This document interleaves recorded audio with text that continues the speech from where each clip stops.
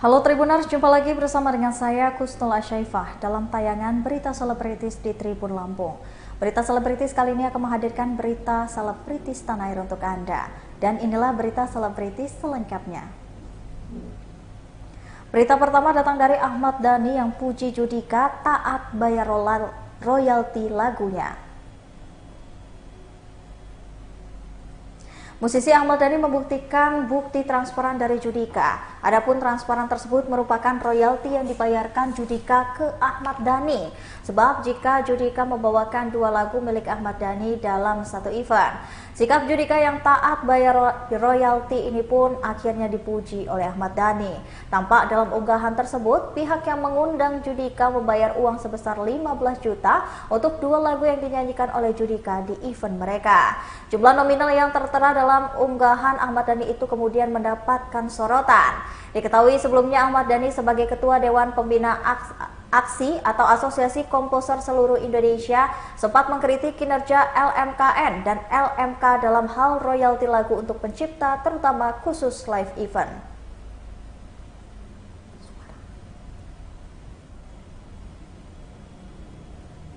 Nggak diduga itu udah pasti ada malingnya.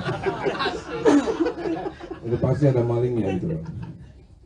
Jadi masuk akal nggak sih satu konser Judika saja itu 1,5 miliar konser ini ya, konser apa namanya itu, konser tunggal ya, memang mahal 1,5 miliar. Nah, royalti yang diterima semua dari komposer itu 900 juta tahun 2023. Jadi ini kalau kita mau jahat, kalau kita mau audit pasti berantakan tuh LMKN dan LMK. Kita udah somasi ya, kita sudah somasi. Jadi itu aja gambarannya gitu. Maksud saya begini, kalau LMKN dan LMK ini nggak bisa ngurus yang namanya royalty live event, udahlah, nggak usah banyak berkelit gitu. Memang kalian nggak bisa ngurusin ini gitu. Memang nggak mampu gitu. Antara nggak mampu ada yang nyopet, saya nggak tahu antara dua itu. Ada lagi pertanyaan? Ya, mau tanya terkait sistem DDL tadi, platform yang disiapkan aksi ini. Ya, mungkin ke Mas Vio.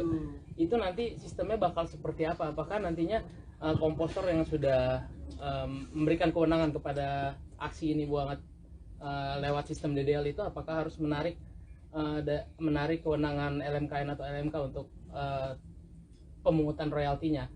Terus persentasenya seperti apa? Apakah sesuai dengan yang ada di LMKN saat ini? Terus si komposer ini bakal mendapat tadi real time ya, itu kan lebih fair maksudnya buat si komposer untuk ngecek menerima secara penuh atau ada dana yang harus dibayarkan penyelenggara terkait mungkin administrasi atau apa di sistem DDL ini.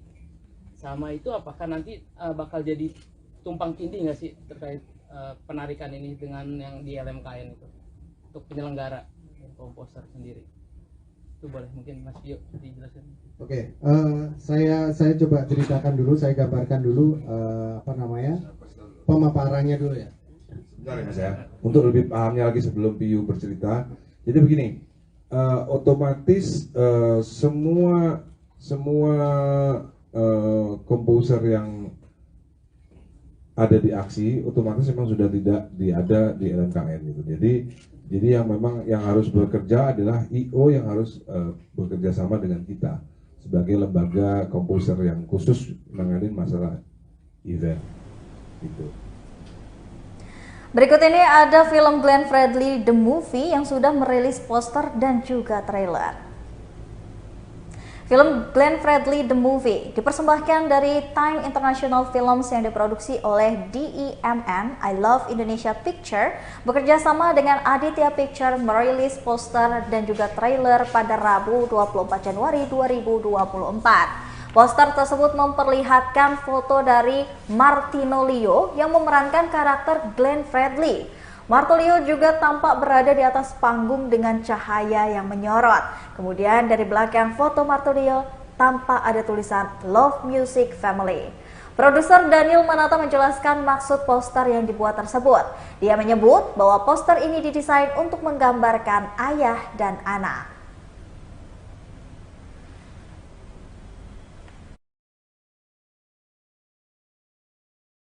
Oh iya. Agak susah karena Bung Glenn itu suaranya tinggi, jadi kayak aku tinggiin suara terus sama interview orang sebanyak-banyaknya. Berapa lagu yang dinyanyikan? Ya tunggu. Kalau gitu sempat latihan vokal berapa lama? Oh, di sini latihan vokalnya langsung sama Bung Ali. Jadi ada Bung Ali ini sebelumnya. Berapa lama? Nggak lama kok, sedikit. Karena emang udah ada basic musik kan. Ini merasa beban sendiri nggak sih membawakan sosok Glenn yang banyak dicintai juga? Banget. Merasa beban banget setiap hari selama syuting. Karena kita syutingnya menurut aku sih ini dream team ya. Udah director Mas Lukman, Astrada Satunya Mbak Gadis, DOP-nya. Kalau sosoknya Glenn itu mungkin entah dimimpikan atau kayak ada kebawa sendiri gitu jiwanya Glenn. Fun fact-nya adalah ternyata gue related sama Bung Glenn. Nah, Apa gitu? Jadi dulu kakak gue pernah diajak ke rumahnya Kauci sama Bung Glenn, terus dikasih tahu kalau kita tuh ada hubungan saudara, terus setelah sekian lama itu tahun berapa ya? 2007 lah. Sekarang pas konser Panda Mata, Kauci datang terus dia cerita, kakak kamu namanya Ibu bukan dia. Kamu tuh Dia pernah lihat hal seperti kayak gitu ke bawah nih ada sosok Glenn pada saat di lokasi syuting atau gimana? dimimpikan ya sih, cuman gue ngerasa ada yang menjaga. memerankan sosok Glenn sendiri, tangannya sendiri buat Hari itu tadi nyamain suara. namain suaranya. Selain itu mungkin ada lagi Turunin berat badan juga. Turunin berat badan, ya itu turunin berat badan, tinggiin suara, gym, ya Untuk program berapa kilo? berapa ya, dari 86 ke enggak dari 82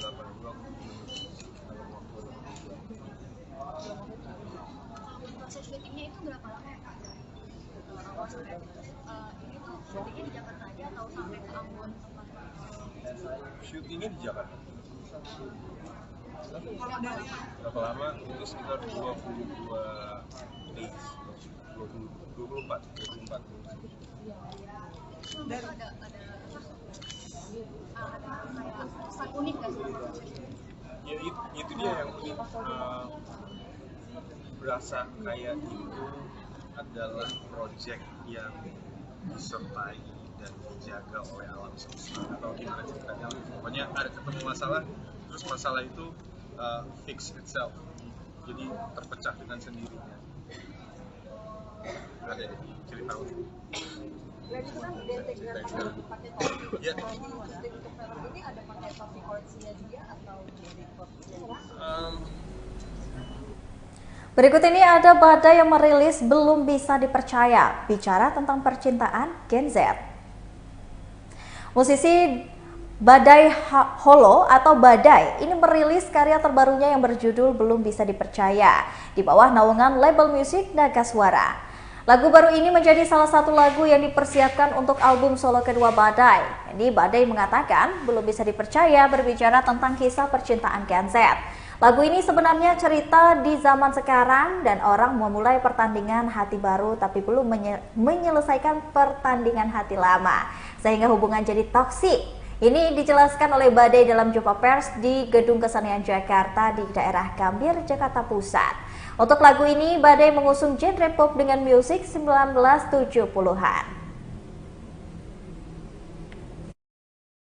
Tidak, saya nggak mau menutup kemungkinan juga kalau orang akhirnya datang ke sini dan tiba-tiba pulang dari sini remind pikirannya dia, oh Mas Badai yang banyak baliho di Bekasi Depok ya, oh tadi malam baru bikin konser ya, ini udah, saya nggak bisa melarang orang untuk berpikir, tapi kalau dari niat saya hanya mau merayakan selebrasi 25 tahun saya, itu pertama.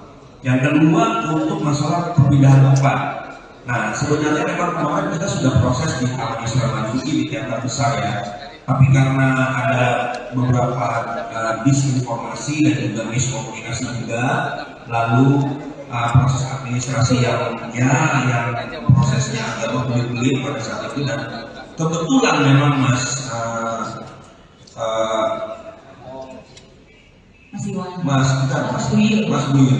Buyin, saya memang dari 1996 saya itu adalah penyusup salah satu konser musik di gedung ini, karena gedung ini pada saat itu melakukan konser sebuah band yang nanti malam saya sebutkan bandnya siapa. Saya tergila-gila banget sama band ini dan menjadi inspirasi saya sampai hari ini. Saya menjadi penyusup, Mas, karena tiketnya itu nggak ada. Saya karena sepupu saya kerja di sini sebagai OB, saya ikut dia. Nah, 1996 saya lihat band ini dan saya berikhtiar dalam hati saya, kalau saya dikasih Tuhan kesempatan untuk jadi musisi dan pencipta lagu, punya karya banyak, saya harus bikin konser tunggal di sini. Dan nggak sengaja pada saat saya memindahkan tim, nggak tahu ke gedung mana, tiba-tiba di meeting itu ada teman-teman GKJ. Dan akhirnya saya tanya, mereka bersedia untuk membuatkan konser saya di situ, menyediakan tempat di Warna Putih. Jadi ini adalah Diana The Starlight usung genre dangdut di single terbarunya. Penyanyi Diana The Starlight melahirkan karya terbaru yang berjudul Di Mana Jodohku. Lagu Di Mana Jodohku sebagai karya Dina The Starlight yang ke-12. Mengusung genre dance dangdut dengan irama beat pop yang diciptakan komposer Nurbayan, membuat Dina The Starlight optimis akan single barunya ini. Terlebih, Nurbayan merupakan komposer terkenal yang banyak menciptakan lagu untuk penyanyi hits tanah air, salah satunya Lesti Kejora. Single Di Mana Jodohku ini bukan terinspirasi dari kisah percintaan Diana D, melainkan banyak orang yang terus mempertanyakan urusan pasangan hidup.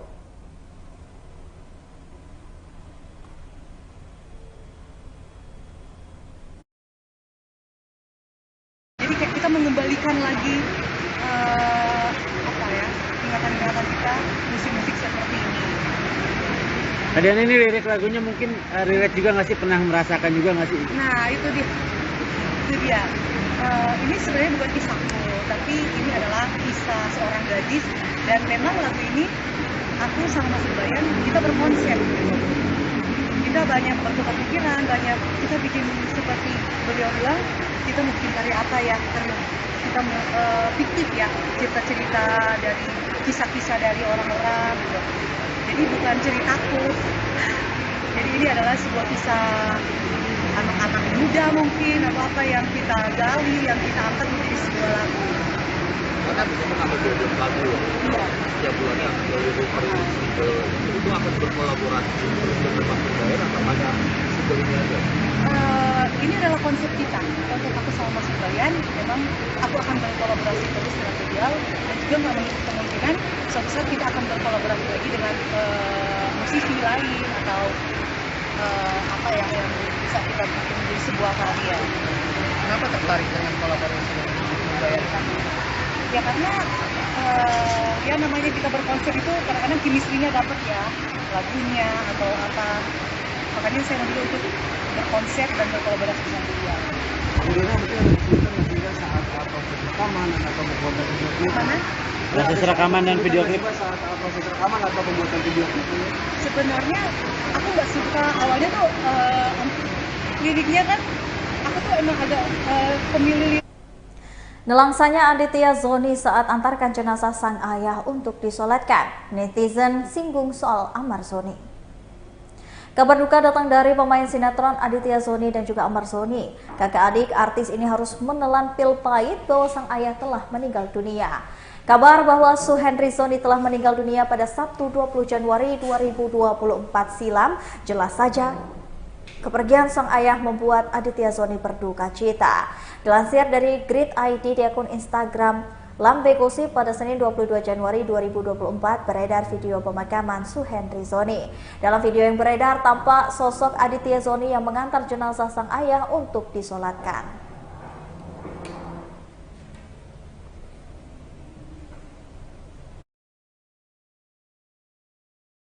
Di laut udah dari awal pertama kali kan kita biasanya penyakit kita ngiranya penyakit biasa, ternyata ada sesuatu di hatinya.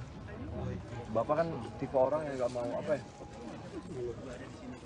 ya, yang kuat gitu loh, nggak mau dianggap lemah sama anak-anaknya. Jadi pas kita ke rumah sakit Bapak pasti malas-malasan, jadi kita waktu ke rumah sakit Bapak nggak mau. Tadi pas meninggal ada, maksudnya sebelum meninggal ada obrolan apa dengan Papa atau menyampaikan ingin ngobrol dengan Kak Amar atau Enggak ada. Karena kan pas sakaratul mautnya kan udah nggak bisa ngomong apa-apa Bapak. Jadi betul nggak Bang? Tapi apa akhir mautnya ayah belum tahu tentang kondisi Bang Amar? Udah tahu. Waktu Bapak nggak ngerespon kan kita udah tahu. Ini benar nggak Bang, 1 jam sebelum menghembuskan waktu terakhir sempat video call dengan Bang Amar almarhum? Sempat video call, terus gitulah dan Bapak. Baiklah Tribuners, itulah tadi berita selebritis di Tribun Lampung bersama dengan saya Kusnala Syaifa. Jangan lupa untuk terus saksikan video selengkapnya di YouTube Tribun Lampung News Video, Facebook Tribun Lampung, Instagram Tribun Lampung, dan juga TikTok Tribun Lampung untuk bisa mendapatkan informasi terupdate lainnya. Selamat siang dan sampai jumpa.